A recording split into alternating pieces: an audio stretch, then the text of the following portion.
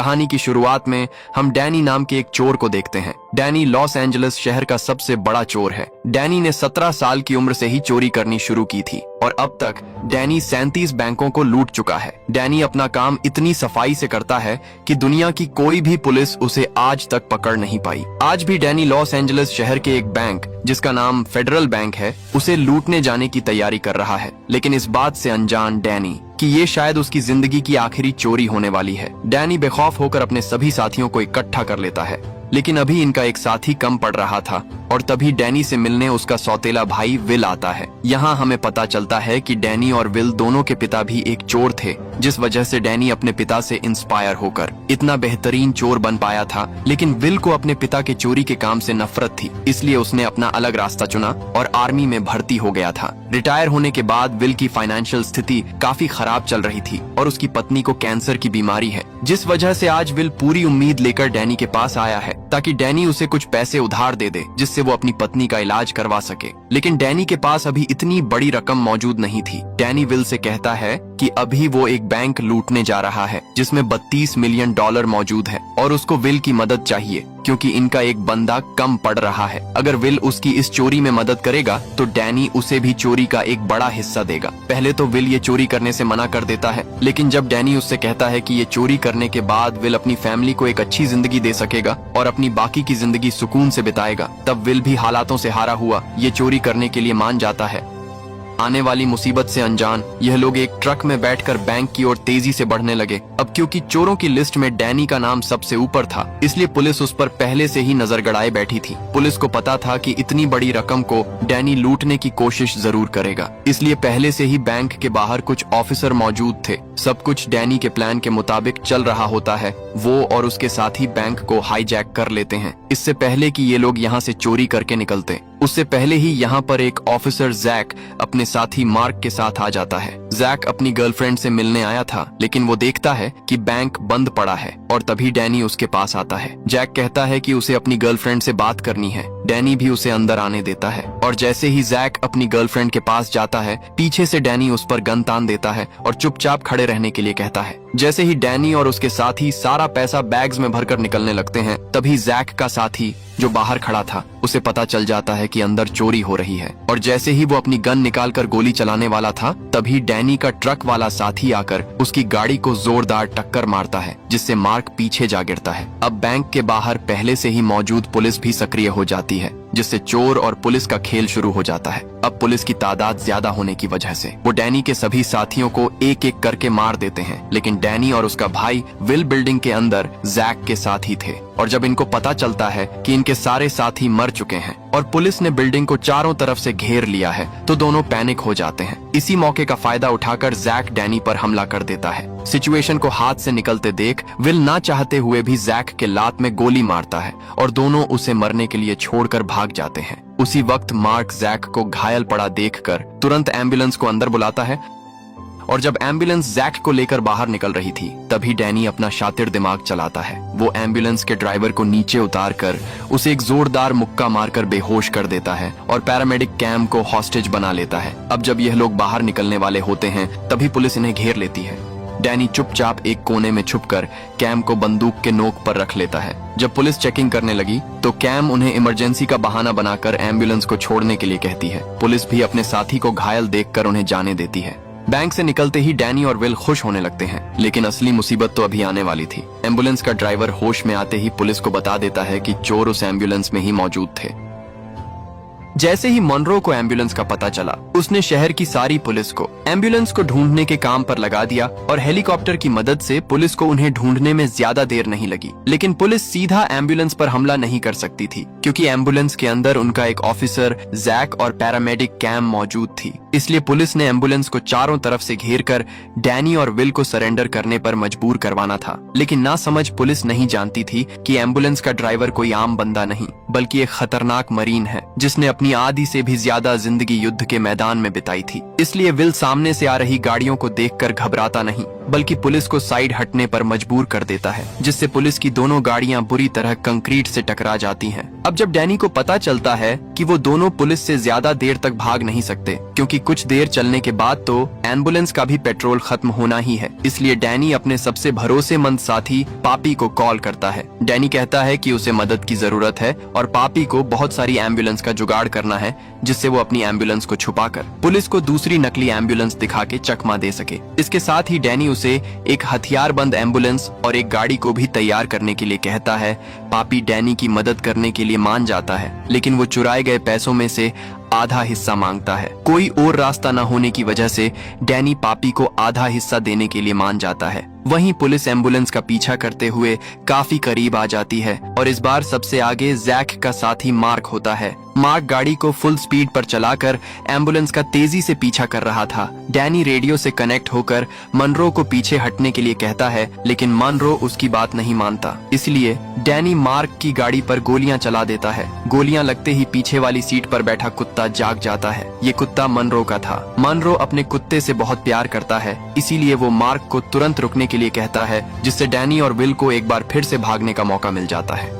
वहीं अब पुलिस के साथ इस केस में FBI एजेंट एंसन भी शामिल हो जाता है। एंसन बताता है कि वो डैनी के साथ एक ही कॉलेज में पढ़ा है। डैनी ने जानबूझकर कानून की पढ़ाई की थी ताकि वो पुलिस के तौर तरीके सीख सके। उसने 37 से भी ज्यादा बैंकों को लूटा है और वो आज तक पकड़ा नहीं गया। वहीं दूसरी तरफ एम्बुलेंस के अंदर गोलीबारी के दौरान जैक को भी एक गोली लग गई थी, जिससे उसकी हालत अब और भी ज्यादा खराब होने लगी। कैम कहती है कि उन्हें जल्दी से जैक को हॉस्पिटल लेकर जाना होगा, नहीं तो उसकी मौत हो जाएगी। लेकिन डैनी इसके लिए बिल्कुल भी तैयार नहीं था। डैनी कैम के मोबाइल से उसके डॉक्टर से बात करवाकर खुद ऑपरेशन करने के लिए कहता है। पुलिस भी रेडियो पर उनकी सारी बातें सुन रही होती है, इसलिए वो कुछ समय के लिए अपनी गाड़ियों को धीरे कर लेती है ताकि ऑपरेशन बिना किसी दिक्कत के हो जाए। कैम देखती है कि गोली जैक की स्प्लीन के अंदर लगी है। डॉक्टर कहते हैं कि कैम को गोली ध्यान से निकालनी होगी, क्योंकि अगर गलती से भी स्प्लीन फट गई तो उसे 60 सेकंड के अंदर वापस बांधना होगा, नहीं तो जैक की मौत हो जाएगी।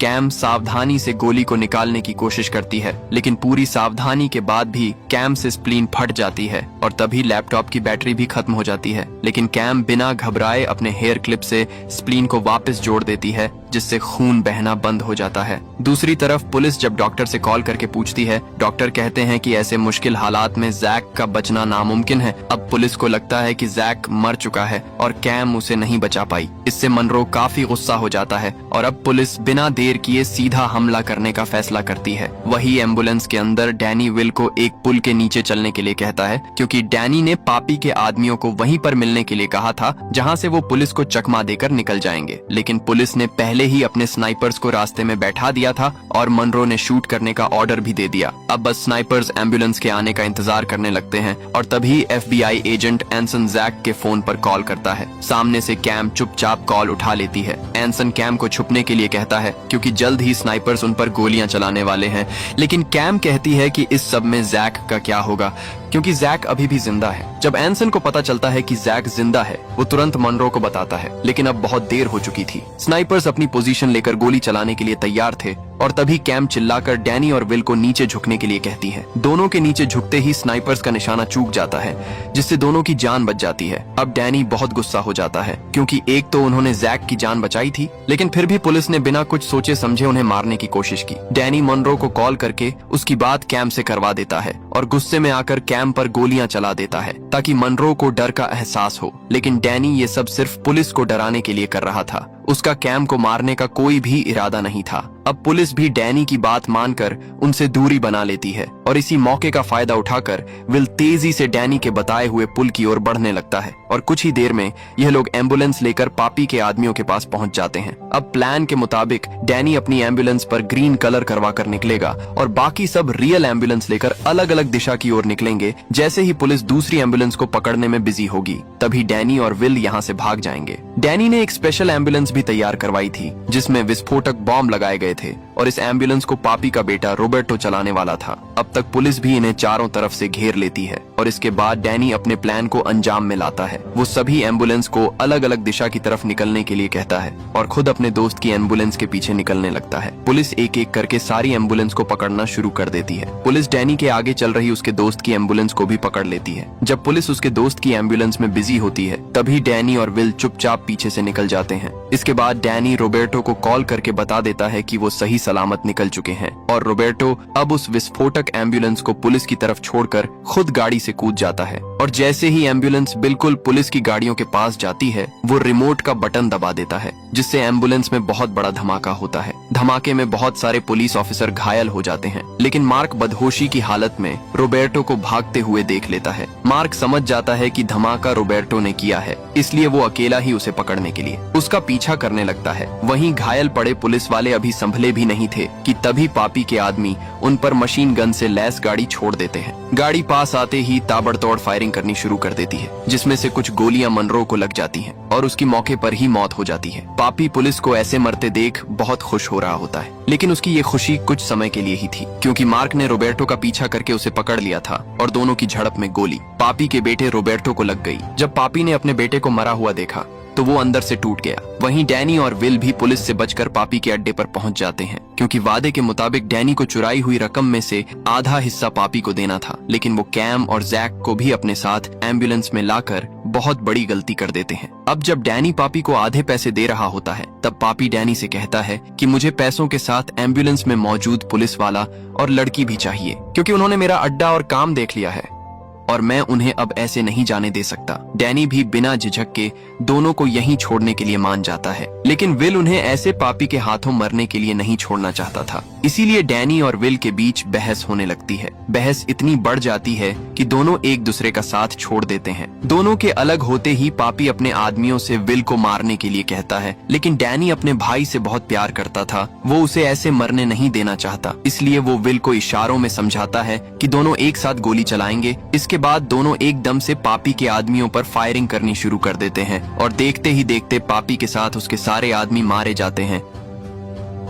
गोलियों की आवाज सुनते ही यहाँ पर पुलिस आ जाती है। जैसे ही विल एम्बुलेंस का दरवाजा खोलता है, सामने से कैम बंदूक लेकर खड़ी थी। कैम को लगता है कि सामने कोई दुश्मन है, इसलिए वो हड़बड़ी में गोली चला देती है और गोली सीधा विल की छाती में जा लगती है। अब डैनी पीछे से आता है, इसलिए उसे लगता है कि गोली किसी पुलिस वाले ने चलाई होगी। वो जल्दी से सबको एम्बुलेंस में बिठाकर भाग निकलता है। डैनी पुलिस की परवाह किए बिना एम्बुलेंस को हॉस्पिटल की तरफ लेकर जाने लगता है। वहीं विल अपनी आखिरी सांसों में भी एक पैसों की गट्टी उठाकर कैम के बैग में डाल देता है और कहता है कि इसे मेरी पत्नी को दे देना, इन पैसों से वो अपना कैंसर का इलाज करवा लेगी। इतना कहकर विल बेहोश हो जाता है। वहीं डैनी एम्बुलेंस को लेकर हॉस्पिटल पहुंच जाता है, लेकिन एम्बुलेंस से उतरने से पहले ही पुलिस इन्हें चारों तरफ से घेर लेती है। जब डैनी विल को देखता है तो विल सांस नहीं ले रहा होता। डैनी को लगता है कि विल मर चुका है, जिससे वो बहुत दुखी हो जाता है। इसके बाद डैनी नीचे उसी गन को देखता है जिससे विल को गोली मारी गई थी। डैनी समझ जाता है कि विल को गोली कैम ने मारी है और अब उसका गुस्सा 7वें आसमान पर पहुंच जाता है। डैनी कैम से कहता है कि बाहर निकलते ही वो सबसे पहले उसे मारेगा और फिर खुद को गोली मार लेगा,